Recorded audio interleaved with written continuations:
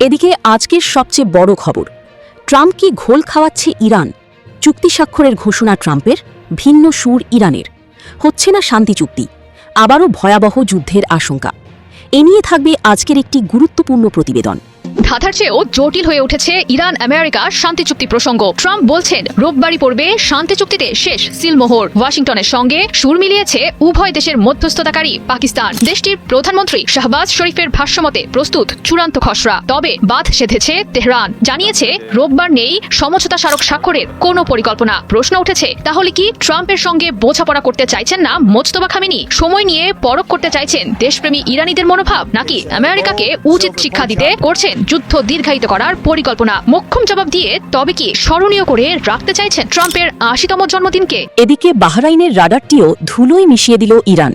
মধ্যপ্রাচ্যে অন্ধত্বের পথে আমেরিকা। এ নিয়ে থাকবে আজকের একটি গুরুত্বপূর্ণ প্রতিবেদন।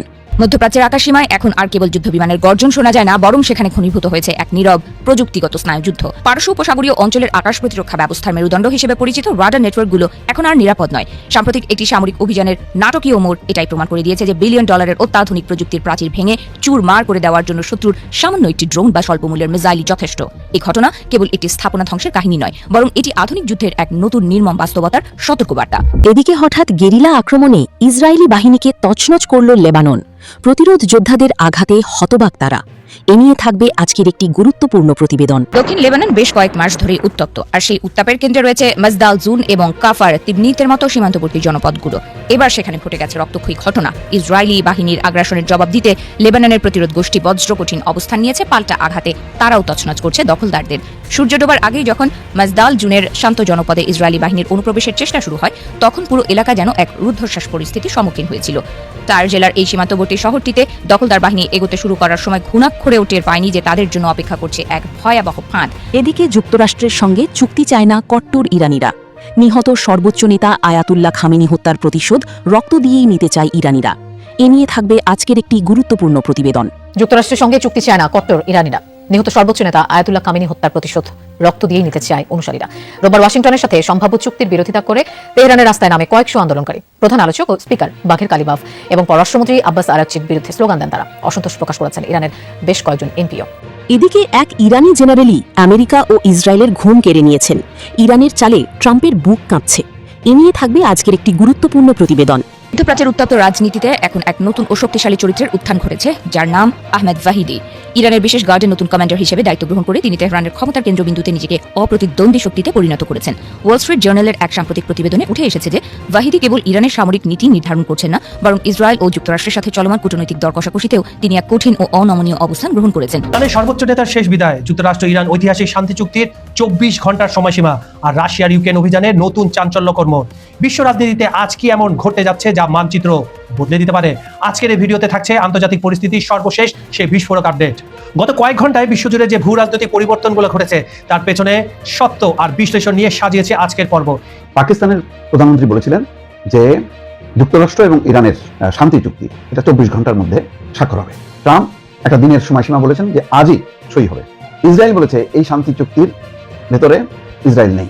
ধাঁধার চেয়েও জটিল হয়ে উঠেছে ইরান আমেরিকা শান্তি চুক্তি প্রসঙ্গ। ট্রাম্প বলছেন রোববারই পড়বে শান্তি চুক্তিতে শেষ সিলমোহর। ওয়াশিংটনের সঙ্গে সুর মিলিয়েছে উভয় দেশের মধ্যস্থতাকারী পাকিস্তান। দেশটির প্রধানমন্ত্রী শাহবাজ শরীফের ভাষ্যমতে প্রস্তুত চূড়ান্ত খসড়া। তবে বাদ সেধেছে তেহরান, জানিয়েছে রোববার নেই সমঝোতা স্মারক স্বাক্ষরের কোনো পরিকল্পনা। প্রশ্ন উঠেছে, তাহলে কি ট্রাম্পের সঙ্গে বোঝাপড়া করতে চাইছেন না মোজতবা খামেনি? সময় নিয়ে পরখ করতে চাইছেন দেশপ্রেমী ইরানিদের মনোভাব, নাকি আমেরিকাকে উচিত শিক্ষা দিতে করছেন যুদ্ধ দীর্ঘায়িত করার পরিকল্পনা? মোক্ষম জবাব দিয়ে তবে কি স্মরণীয় করে রাখতে চাইছেন ট্রাম্পের ৮০তম জন্মদিনকে? স্থানীয় সময় শনিবার ইরানের রাষ্ট্রীয় গণমাধ্যমে প্রকাশিত বিবৃতিতে তথ্যটি নিশ্চিত করেছে পররাষ্ট্র মন্ত্রণালয়ের মুখপাত্র ইসমাইল বাঘাই। জানিয়েছেন পাকিস্তানের মধ্যস্থতায় কাজ চলছে সমঝোতা স্মারক নিয়ে। আরো কয়েকদিন করতে হবে অপেক্ষা। আগামী কয়েকদিনের মধ্যে আছে স্বাক্ষর হওয়ার সম্ভাবনা, তবে এখনো চূড়ান্ত হয়নি স্বাক্ষরের সময়সূচি।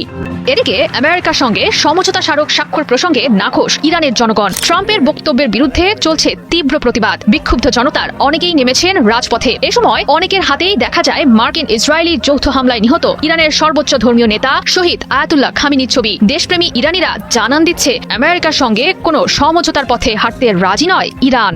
মার্কিন প্রেসিডেন্ট ডোনাল্ড ট্রাম্পের দাবি, প্রাথমিক চুক্তিটি স্বাক্ষর হলে খুলে যাবে হরমুজের দুয়ার। ইরানের বন্দর থেকে প্রত্যাহার করা হবে যুক্তরাষ্ট্রের ওপর আরোপ করা নৌ অবরোধ। ছেড়ে দেয়া হতে পারে ইরানের জব্দকৃত কিছু অর্থ। ধারণা করা হচ্ছে কোনো আনুষ্ঠানিক ঘোষণা ছাড়াই ইরানের আটকে থাকা $24 বিলিয়ন জব্দকৃত সম্পদ মুক্ত করতে সম্মতি দিয়েছেন ট্রাম্প। তবে হোয়াইট হাউস বলছে পরমাণু কর্মসূচি বাতিল করবে ইরান, অন্যত্র স্থানান্তর বা ধ্বংস করবে তাদের মজুদে থাকা উচ্চমাত্রার ইউরেনিয়াম। তবে এ প্রসঙ্গে স্পষ্টভাবে না বলে দিয়েছে ইরান, জানিয়েছে আলোচনায় নেই পারমাণবিক আলোচনা প্রসঙ্গ। যদিও হরমুজ প্রণালী খুলে দেওয়া হতে পারে এমন আভাস দিয়েছেন ইরানের পররাষ্ট্রমন্ত্রী আব্বাস আরাকচি। ধারণা করা হচ্ছে আমেরিকাকে আরও চাপে ফেলতে চাইছে ইরান, শেষ মুহূর্তে এগিয়ে থাকতে চাইছে চুক্তিতে, প্রমাণ করে দিতে চাইছে ওয়াশিংটনের চেয়ে কোনো অংশে কম নয় তেহরান। আলোচনা এগিয়ে নিতে চাইছে নিজেদের শর্তে। তবে সহসাই সমঝোতায় না পৌঁছলে স্বাভাবিকভাবেই বৃদ্ধি পেতে পারে উত্তেজনা, চাপে পড়তে পারে মধ্যস্থতাকারী পক্ষ। এমনকি আলোচনা ভেস্তে যাওয়ার সম্ভাবনাও উড়িয়ে দেওয়া যাচ্ছে না। প্রাচ্যের আকাশসীমায় এখন আর কেবল যুদ্ধ বিমানের গর্জন শোনা যায় না, বরং সেখানে ঘনীভূত হয়েছে এক নীরব প্রযুক্তিগত স্নায়ুযুদ্ধ। পারস্য উপসাগরীয় অঞ্চলের আকাশ প্রতিরক্ষা ব্যবস্থার মেরুদণ্ড হিসেবে পরিচিত রাডার নেটওয়ার্কগুলো এখন আর নিরাপদ নয়। সাম্প্রতিক একটি সামরিক অভিযানের নাটকীয় মোড় এটাই প্রমাণ করে দিয়েছে যে $1 বিলিয়ন অত্যাধুনিক প্রযুক্তির প্রাচীর ভেঙে চুরমার করে দেওয়ার জন্য শত্রুর সামান্য একটি ড্রোন বা স্বল্পমূল্যের মিসাইলই যথেষ্ট। এই ঘটনা কেবল একটি স্থাপনা ধ্বংসের কাহিনী নয়, বরং এটি আধুনিক যুদ্ধের এক নতুন নির্মম বাস্তবতার সতর্কবার্তা। ইসরায়েলের আকাশসীমার অতন্ত্র প্রহরী হিসেবে খ্যাত AR-327 রাডার সিস্টেমটি ধুলোয় মিশে দিয়েছে ইরান। এতে সারা বিশ্বের সামরিক বিশ্লেষকদের স্তম্ভিত হতে দেখা গেছে। বছরের পর বছর ধরে যে বিশাল ডিজিটাল নেটওয়ার্ক বা ইউনিফাইড ব্যাটল স্পেস সচেতনতার উপর ভরসা করে পশ্চিমারা তাদের আধিপত্য বজায় রেখেছিল, সেই নেটওয়ার্কের চোখগুলোই এখন সবচেয়ে বড় দুর্বলতায় পরিণত হয়েছে। এটা এমন এক পরিস্থিতি যেখানে প্রচুর পরিমাণে ইন্টারসেপ্টর বা উন্নত যুদ্ধ বিমান মজুদ থাকা সত্ত্বেও তথ্যের উৎস বা সেন্সরগুলো অকেজো হয়ে পড়ায় পুরো প্রতিরক্ষা ব্যবস্থা কার্যত পঙ্গু হয়ে পড়েছে। এই সংঘাত বিশ্বকে শিখিয়ে দিয়েছে আধুনিক মিসাইল যুদ্ধের এক নিষ্ঠুর গাণিতিক সত্য। একদিকে কোটি কোটি ডলারের রাডার, আর অন্যদিকে নামমাত্র খরচে তৈরি সস্তা ড্রোন। এই বিশাল ব্যয়ের বৈষম্যই আজ মার্কিন প্রতিরক্ষা পরিকল্পনাকারীদের রাতের ঘুম কেড়ে নিয়েছে। একটি দামি রাডার ধ্বংস হলে তা প্রতিস্থাপন করতে কয়েক বছর সময় লেগে যায়, অথচ শত্রুপক্ষ সেই একই রাডার ধ্বংস করতে ব্যয় করছে তার তুলনায় নগণ্য পরিমাণ অর্থ। এই দীর্ঘমেয়াদী উৎপাদন ও সংহতির অভাবে দীর্ঘস্থায়ী প্রতিরক্ষামূলক যুদ্ধে বড় ধরনের বিপর্যয়ের ঝুঁকি তৈরি করছে। শত্রুপক্ষ এখন খুব সহজেই বুঝে ফেলেছে যে যুদ্ধের মোড় ঘোরাতে বিশাল কোনো বাহিনী জড়ো করার প্রয়োজন নেই, প্রয়োজন কেবল নির্দিষ্ট কিছু স্থায়ী স্থাপনাকে টার্গেট করা। বাণিজ্যিক স্যাটেলাইট ইমেজের সহজলভ্যতা এবং নিরবচ্ছিন্ন গোয়েন্দা নজরদারি এখন প্রতিটি সামরিক স্থাপনার অবস্থানকে জনসাধারণের বা শত্রুর নখদর্পণে নিয়ে এসেছে। দুর্ভেদ্য মনে করা যেসব কেন্দ্রগুলো একসময় নিরাপত্তার প্রতীক ছিল, সেগুলো এখন শত্রু নিশানায় থাকা সবচেয়ে সহজ শিকারে পরিণত হয়েছে। এই বাস্তবতার পরিপ্রেক্ষিতে এখন বাধ্য হয়ে প্রতিরক্ষা কৌশলে আমূল পরিবর্তনের পথে হাঁটছে পশ্চিমা দেশগুলো। বিশাল এবং অনন্য কিন্তু সহজে চিহ্নিত করা যায় এমন শক্তিশালী রাডার স্টেশনের উপর নির্ভরতা কমিয়ে এখন জোর দেওয়া হচ্ছে ডিস্ট্রিবিউটেড সেন্সর আর্কিটেকচারের দিকে। ভবিষ্যতে এমন সব নেটওয়ার্ক তৈরির পরিকল্পনা চলছে যেখানে একটি নোড বা সেন্সর ধ্বংস হলেও পুরো সিস্টেম অচল হবে না, বরং অন্য নোডগুলো থেকে তথ্য আদান প্রদান অব্যাহত থাকবে। গতিশীলতা, অপ্রয়োজনীয় বাহুল্য বা রিডান্ডেন্সি এবং অত্যন্ত দ্রুত স্থানান্তরযোগ্য প্রতিরক্ষা ব্যবস্থা এখন সময়ের দাবি। নীতি নির্ধারকেরা বুঝতে পারছেন যে ভবিষ্যতের যুদ্ধ কেবল আকাশ দখলের লড়াই নয়, এটি সেন্সরকে অন্ধ করে দেওয়ার এবং প্রতিপক্ষের কিল চেইন বিচ্ছিন্ন করার লড়াই। যে রাডারগুলো এতদিন ছিল যুদ্ধের চোখ, সেগুলোই এখন যুদ্ধের সবচেয়ে স্পর্শকাতর এবং অরক্ষিত অঙ্গে রূপান্তরিত হয়েছে। এই সংকট বুঝিয়ে দিয়েছে যে কেবল প্রযুক্তির শক্তি থাকলেই হবে না, বরং সেই প্রযুক্তিকে বাঁচিয়ে রাখার কৌশলগত বুদ্ধিমত্তাও থাকতে হবে। যুদ্ধের পরিধি এখন আর কেবল অস্ত্রের গোলার উপর নির্ভর করছে না, বরং তথ্যের প্রবাহকে সুরক্ষিত রাখা এবং শত্রুর গোয়েন্দা নেটওয়ার্কের চেয়ে এক ধাপ এগিয়ে থাকাই এখন যুদ্ধের মূল মন্ত্র। রাডার হারানো মানে কেবল একটি যন্ত্র হারানো নয়, বরং পুরো প্রতিরক্ষা কাঠামোর উপর থেকে নিয়ন্ত্রণ হারিয়ে ফেলা, যার পরিণতি হতে পারে ভয়াবহ। উপসাগরীয় অঞ্চলের এই রণকৌশলগত বিবর্তন বিশ্ব সামরিক ইতিহাসের এক সন্ধিক্ষণে দাঁড়িয়ে আছে। আগামী দিনে যারা তাদের প্রতিরক্ষা সেন্সরগুলোকে আরও বেশি দুর্ভেদ্য, নমনীয় এবং গোপন রাখতে পারবে, তারাই আধুনিক যুদ্ধের ময়দানে টিকে থাকবে। বাহরাইনের আকাশে যা ঘটেছে তা কেবল একটি যুদ্ধের সাধারণ ঘটনা নয়, এটি আগামীর অন্ধকার যুদ্ধের এক মহড়া, যেখানে বিজয়ের চাবিকাঠি লুকিয়ে আছে একে অপরকে অন্ধ করে দেওয়ার কৌশলের ভেতরেই। দক্ষিণ লেবানন বেশ কয়েক মাস ধরে উত্তপ্ত, আর সেই উত্তাপের কেন্দ্রে রয়েছে মাজদাল জুন এবং কাফার তিবনিতের মতো সীমান্তবর্তী জনপদগুলো। এবার সেখানে ঘটে গেছে রক্তক্ষয়ী ঘটনা। ইসরায়েলি বাহিনীর আগ্রাসনের জবাব দিতে লেবাননের প্রতিরোধ গোষ্ঠী বজ্র কঠিন অবস্থান নিয়েছে। পাল্টা আঘাতে তারাও তছনছ করছে দখলদারদের। সূর্য ডোবার আগেই যখন মাজদাল জুনের শান্ত জনপদে ইসরায়েলি বাহিনীর অনুপ্রবেশের চেষ্টা শুরু হয় তখন পুরো এলাকা যেন এক রুদ্ধশ্বাস পরিস্থিতির সম্মুখীন হয়েছিল। টায়ার জেলার এই সীমান্তবর্তী শহরটিতে দখলদার বাহিনী এগোতে শুরু করার সময় ঘুণাক্ষরে টের পায়নি যে তাদের জন্য অপেক্ষা করছে এক ভয়াবহ ফাঁদ। লেবাননের প্রতিরোধ গোষ্ঠীর যোদ্ধারা আগে থেকেই ওত পেতেছিলেন, আর সেই মাহেন্দ্র খান আসার সাথে সাথেই তারা তাদের চূড়ান্ত আঘাত হানেন। প্রায় 2 ঘন্টা ধরে চলা সেই প্রচণ্ড লড়াইয়ে হালকা ও মাঝারি অস্ত্রের পাশাপাশি রকেট চালিত গোলাবারুদের অবিরাম বর্ষণে কেঁপে উঠেছিল মাজদাল জুনের মাটি। দখলদার বাহিনীর সামরিক জানে একের পর এক গোলার আঘাত আছড়ে পড়লে সেগুলো আগুনের কুণ্ডলিতে পরিণত হয়। শুধু সম্মুখ সমর নয়, শহরের দক্ষিণ ও দক্ষিণ পূর্ব প্রান্তে থাকা ইসরায়েলি সেনা দলগুলোর উপরও একের পর এক রকেট বর্ষণ করে প্রতিরোধ যোদ্ধারা তাদের পালানোর পথ রুদ্ধ করে দেয়। এদিকে কাফার তিবনিতের ঘটনা প্রবাহ যেন সিনেমার চিত্রনাট্যকেও হার মানায়। গভীর রাতে আর্নুড জাফাতা সড়ক ধরে কামানের গোলা ও ধোঁয়ার আড়ালে ইসরায়েলি পদাতিক বাহিনী অগ্রসর হচ্ছিল। তারা লেবাননের প্রতিরোধ গোষ্ঠীর পাতানো নিখুঁত কিল জোনের ভেতর পা রাখতেই ঘটে আরেক ঘটনা। অন্ধকার চিরে যখন একের পর এক বিস্ফোরক ডিভাইস বিকট শব্দে জ্বলে ওঠে তখন দিশেহারা দখলদার সেনারা ছত্রভঙ্গ হয়ে পড়েন। সেই মুহূর্তেই লেবাননের প্রতিরোধ গোষ্ঠীর যোদ্ধারা ঝড়ের বেগে ঝাঁপিয়ে পড়েন, ফলে দখলদার বাহিনীকে পিছু হটতে বাধ্য হতে হয়। তাদের সেই পলায়নপর অবস্থায় থেমে থাকেনি প্রতিরোধ গোষ্ঠী, বরং তারা এই এলাকাটিতে তীব্র আর্টিলারি হামলা চালানোর পাশাপাশি দখলদার বাহিনীর জটলা লক্ষ্য করে নতুন করে রকেট বর্ষণ করে। এমন সুপরিকল্পিত এবং কার্যকর প্রতি আক্রমণের মুখে পড়ে ইসরায়েলি বাহিনী তাদের আগ্রাসী অভিযান গুটিয়ে নিতে বাধ্য হয়। সাম্প্রতিক সময়ে নবতিয়া এবং টাওয়ারের চারপাশের উঁচু ভূমিগুলোতে নিজেদের শক্ত অবস্থান তৈরি করার জন্য ইসরায়েলি বাহিনী মরিয়ার চেষ্টা স্পষ্টভাবে লক্ষ্য করা যাচ্ছে। তারা মরিয়া হয়ে চেষ্টা চালাচ্ছে এমন কিছু ভূখণ্ড দখল করতে যা সামরিকভাবে কৌশলগত গুরুত্ব বহন করে, কিন্তু তাদের এই প্রতিটি পদক্ষেপই যেন লেবাননের প্রতিরোধ গোষ্ঠীর অতন্দ্র প্রহরীদের তীক্ষ্ণ নজর এড়িয়ে যেতে পারছে না, আর তার পরিণাম হচ্ছে এই ভয়াবহ রক্তক্ষয়। বিশ্লেষকদের মতে যুদ্ধক্ষেত্রের এই নতুন উত্তাপের পেছনে রয়েছে গভীর ভূ রাজনৈতিক সমীকরণ। একদিকে যখন তেহরান ও ওয়াশিংটনের মধ্যে একটি সমঝোতা স্মারক নিয়ে তোড়জোড় চলছে, ঠিক তখনই ইসরায়েল চেষ্টা চালাচ্ছে পরিস্থিতির সুযোগ নিয়ে মাঠ পর্যায়ের বাস্তবতাকে নিজেদের অনুকূলে পরিবর্তন করতে। তারা যে কোনো মূল্যে দক্ষিণ লেবাননের কৌশলগত জায়গাগুলোতে নিজেদের নিয়ন্ত্রণ প্রতিষ্ঠা করতে চায়, যাতে আলোচনার টেবিলে তারা কিছুটা হলেও সুবিধাজনক অবস্থানে থাকতে পারে। আবারও রাজপথে ইরানিরা, এবার প্রশাসনের বিরুদ্ধে রাস্তায় নেমেছে কট্টরপন্থীরা। যুক্তরাষ্ট্রের সাথে সম্ভাব্য চুক্তির বিরোধিতা করে রোববার রাজধানী তেহরান, মাশহাদ সহ কয়েকটি শহরে বিক্ষোভ করেন শত শত ইরানি। সাবেক সর্বোচ্চ ধর্মীয় নেতা আয়াতুল্লাহ খামিনির হত্যাকারী প্রশাসনের সঙ্গে সমঝোতা করায় ক্ষোভ তাদের। বর্তমান প্রশাসনের সিদ্ধান্তের বিরুদ্ধে প্রতিবাদ করেন কট্টরপন্থীরা। স্পিকার বাঘের কালিবাফ ও পররাষ্ট্রমন্ত্রী আব্বাস আরাকচির বিরুদ্ধে স্লোগান দেন তারা। ওয়াশিংটন তেহরান সম্ভাব্য চুক্তি ঘিরে নাখোশ ইরানের বেশ কয়েকজন এমপিও। প্রস্তাবিত চুক্তিটি ইরানি জাতির স্বার্থ রক্ষা করে না বলেও অভিযোগ তাদের। দাবি করা হয় আয়াতুল্লাহ আলী খামেনির দেখানো পথ থেকে সরে যাচ্ছেন বর্তমান আলোচকরা। আমাদের হরমুজের উপর কর্তৃত্ব রয়েছে। ইরান যে প্রস্তাবে রাজি হয়েছে তাতে সম্মতি দেওয়া উচিত ছিল না। তারা বলে কোনো চুক্তি না হলে আলোচনা ভেঙে পড়বে। আমি দর কষাকষির বিপক্ষে নই, আপনাদের যা ইচ্ছা করুন, কিন্তু এমন একটা কিছু উপহার দিন যা এই জাতির স্বার্থ রক্ষা করে। ইরানকে নিচে নামাবেন না। যুক্তরাষ্ট্রের সাথে চুক্তিতে পৌঁছালেও ইরানের জব্দকৃত সম্পদ, পারমাণবিক কর্মসূচির বিষয়ে ছাড় মিলবে কিনা তা নিয়ে যথেষ্ট সন্দেহ রয়েছে বলে অভিযোগ বিরোধীদের। মধ্যপ্রাচ্যের উত্তপ্ত রাজনীতিতে এখন এক নতুন ও শক্তিশালী চরিত্রের উত্থান ঘটেছে, যার নাম আহমেদ ওয়াহিদি। ইরানের বিশেষ গার্ডের নতুন কমান্ডার হিসেবে দায়িত্ব গ্রহণ করে তিনি তেহরানের ক্ষমতার কেন্দ্রবিন্দুতে নিজেকে অপ্রতিদ্বন্দ্বী শক্তিতে পরিণত করেছেন। ওয়াল স্ট্রিট জার্নালের এক সাম্প্রতিক প্রতিবেদনে উঠে এসেছে যে ওয়াহিদি কেবল ইরানের সামরিক নীতি নির্ধারণ করছেন না, বরং ইসরায়েল ও যুক্তরাষ্ট্রের সাথে চলমান কূটনৈতিক দর কষাকষিতেও তিনি এক কঠিন ও অনমনীয় অবস্থান গ্রহণ করেছেন। মার্কিন গণমাধ্যমের মতে ইরানের ভেতরে ওয়াহিদি ও দেশটির বেসামরিক সরকারের মধ্যে ক্ষমতার লড়াই এখন প্রকাশ্যে। একদিকে প্রেসিডেন্ট মাসুদ পেজেশকিয়ান ও পররাষ্ট্রমন্ত্রী আব্বাস আরাকচি যখন অর্থনৈতিক সংকট কাটাতে ওয়াশিংটনের সাথে দ্রুত একটি সমঝোতায় পৌঁছতে মরিয়া, ঠিক তখনই ওয়াহিদি এবং তার অনুসারীরা সেই পথ আটকে দিচ্ছেন। তাদের লক্ষ্য স্পষ্ট, প্রথমেই সামরিক সক্ষমতা পুনরুদ্ধার করা এবং যে কোনো চুক্তির আগে নিজেদের শর্ত মেনে নিতে প্রতিপক্ষকে বাধ্য করা। এই কঠোর অবস্থানের প্রতিফলন দেখা গেছে সম্প্রতি ইসরায়েলের দিকে ইরানের ব্যালিস্টিক ক্ষেপণাস্ত্র নিক্ষেপের ঘটনায়। মধ্যপ্রাচ্যের বিশ্লেষকদের মতে এটি কেবল সামরিক হামলা ছিল না, বরং এটি ছিল তেহরানের ভেতরে ওয়াহিদি বাহিনীর শক্তি বৃদ্ধির একটি স্পষ্ট বার্তা। শোনা যাচ্ছে ইরানের সুপ্রিম ন্যাশনাল সিকিউরিটি কাউন্সিলে ওয়াহিদি নিজেই এই হামলার পক্ষে যুক্তি দিয়ে অন্যদের রাজি করিয়েছেন, যা তাকে দেশের নীতি নির্ধারণী পর্যায়ে সবচেয়ে প্রভাবশালী ব্যক্তিতে পরিণত করেছে।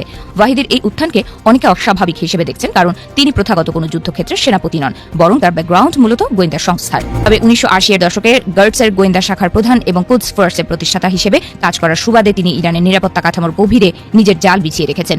অনেক অভিজ্ঞ কমান্ডার যুদ্ধে প্রাণ হারানোর পর ক্ষমতার এই শূন্যতায় ওয়াহিদি এই জায়গা করে নেওয়াটা যেন ইতিহাসের এক নাটকীয় মোড়।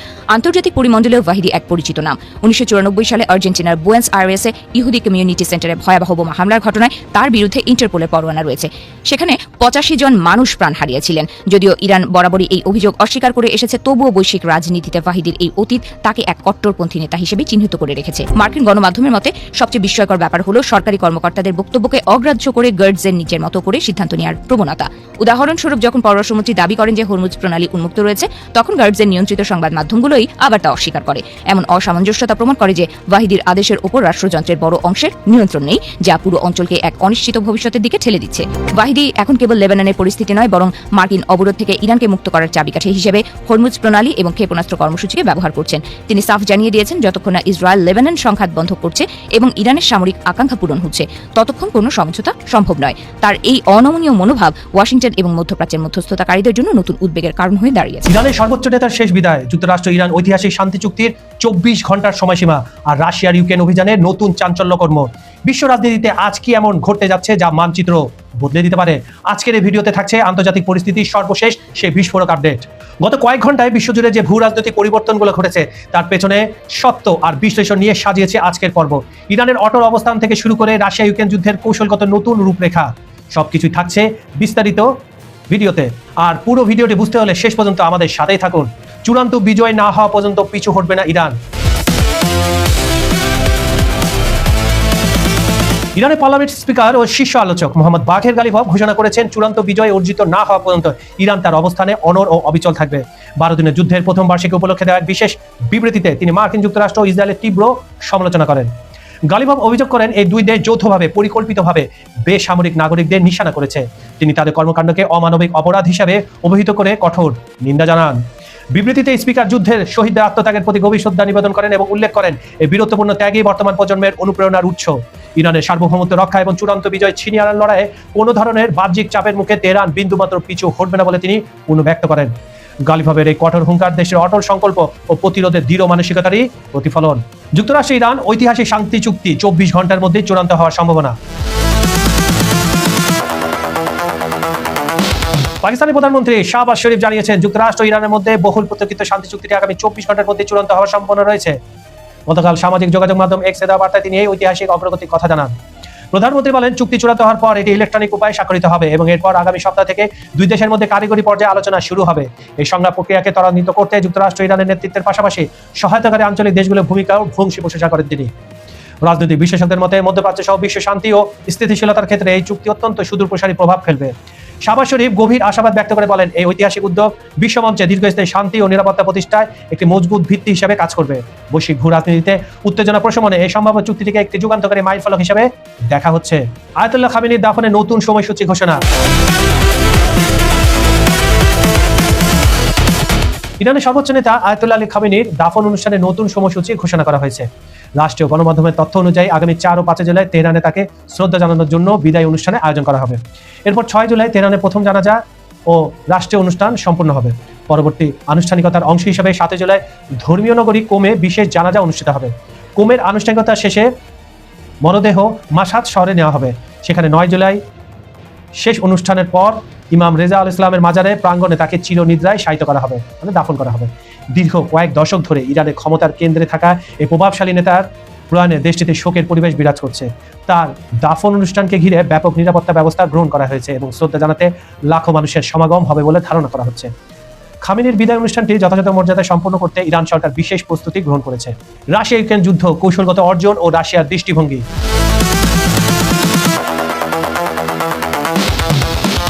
2022 সালে 24শে ফেব্রুয়ারি রাশিয়া যখন তার বিশেষ সামরিক অভিযান শুরু করে, তখন থেকে মস্কো এই সংঘাতকে নিজের অস্তিত্ব রক্ষার একটি অপরিহার্য পদক্ষেপ হিসেবে বিবেচনা করে আসছে।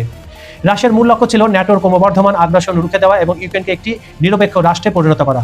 4 বছরেরও বেশি সময় পেরিয়ে গেলেও রাশিয়া তার এই নিরাপত্তা কৌশল থেকে এক চুলও নড়েনি, বরং দীর্ঘস্থায়ী এই যুদ্ধের মাধ্যমে রাশিয়া প্রমাণ করেছে পশ্চিমা শক্তির বলয় থেকে তারা নিজেদের স্বার্থ রক্ষায় আপোষহীন। ইউক্রেনের পূর্বাঞ্চল ও দানবাস অঞ্চলে রাশিয়ার সামরিক নিয়ন্ত্রণ প্রতিষ্ঠা সেই লক্ষ্য অর্জনেরই বাস্তবায়ন, যা দেশটির দীর্ঘমেয়াদী নিরাপত্তা নিশ্চিত করার পথে একটি গুরুত্বপূর্ণ মাইলফলক। সামরিক কৌশলের দিক থেকে রাশিয়া নিজেকে একটি নতুন বাস্তবতার সাথে মানিয়ে নিয়েছে। পশ্চিমা বিশ্বে নজিরবিহীন অর্থনৈতিক নিষেধাজ্ঞা সত্ত্বেও রাশিয়ার অর্থনীতি ধসে পড়েনি, বরং দেশটির নিজস্ব আভ্যন্তরীণ উৎপাদন ও নতুন অংশীদারদের সাথে বাণিজ্যের মাধ্যমে টেকসই সক্ষমতা অর্জন করেছে। ইউক্রেনের সামরিক অবকাঠামোর উপর ধারাবাহিক সফল আক্রমণ পরিচালনার মাধ্যমে রাশিয়া দেশটির পশ্চিমা সামরিক সাহায্য গ্রহণের সক্ষমতাকে ক্রমাগত দুর্বল করে দিচ্ছে। এছাড়া দানবাস, খেরসান ও জাপরজিয়ার বিশাল ভূখণ্ড রাশিয়ার নিয়ন্ত্রণে থাকা প্রমাণ করে কৌশলগতভাবে রাশিয়া যুদ্ধের গতি প্রকৃতি নিজেদের অনুকূলে ধরে রেখেছে। এই ভূখণ্ডগুলো রাশিয়ার নিরাপত্তার বলয়কে আরো শক্তিশালী ও সুসংহত করেছে। সবশেষে বলা যায়, রাশিয়া যুদ্ধকে কেবল একটি আঞ্চলিক সংঘাত হিসেবে দেখছে না, বরং এটি তাদের কাছে একটি নতুন বিশ্ব ব্যবস্থা গড়ার প্রক্রিয়া। ন্যাটো বা পশ্চিমা শক্তির চাপে অগ্রাহ্য করে রাশিয়া আজ এক বহুমুখী বিশ্ব ব্যবস্থার অন্যতম চালিকা শক্তি হিসেবে নিজেকে প্রতিষ্ঠিত করতে সক্ষম হয়েছে, যেটাকে আমরা বলি মাল্টিপোলার ইউনিভার্স। ফিনল্যান্ড বা সুইডেনের ন্যাটো যোগদানে রাশিয়ার জন্য সামরিক চ্যালেঞ্জ তৈরি করলেও মস্কো পাল্টা ব্যবস্থা হিসেবে সীমান্তবর্তী এলাকায় নিজস্ব সামরিক উপস্থিতি আরো জোরদার করেছে। যুদ্ধের মাধ্যমে রাশিয়া ইউক্রেনকে ন্যাটোর অবিচ্ছেদ্য অংশ হওয়া থেকে কার্যকরভাবে থামিয়ে দিয়েছে, যা তাদের অভিযানের অন্যতম প্রধান সামরিক লক্ষ্য ছিল। সুতরাং রাশিয়ার দৃষ্টিতে এই সংঘাত কেবল হার জিতের বিষয় নয়, বরং এটি একটি দীর্ঘমেয়াদী ভূ রাজনৈতিক স্থিতিশীলতা নিশ্চিত করার লড়াই। বন্ধুরা, আজকের এই ঘটনাবহুল আন্তর্জাতিক পরিস্থিতি আমাদের বুঝিয়ে দিচ্ছে যে বিশ্ব রাজনীতি আজ এক সন্ধিক্ষণে দাঁড়িয়ে। একদিকে ইরানের অটল সংকল্প, যারা তাদের সার্বভৌমত্ব ও আদর্শের প্রশ্নে বিন্দুমাত্র আপোষ করতে নারাজ। অন্যদিকে রাশিয়ার দীর্ঘমেয়াদী ভূ রাজনৈতিক কৌশল, যা প্রমাণ করেছে যে বাহ্যিক চাপ মানে বাইরের চাপ কখনোই একটি অদম্য শক্তির ইচ্ছা শক্তিকে দমাতে পারে না। ইরানের সর্বোচ্চ নেতৃত্বের প্রতি শ্রদ্ধা আর রাশিয়ার কৌশলগত প্রতিরোধের এই ধারা বিশ্ব মানচিত্রে কি পরিবর্তন আনবে তা দেখার জন্য আমাদের চোখ রাখতে হবে আগামীর দিনগুলোতে।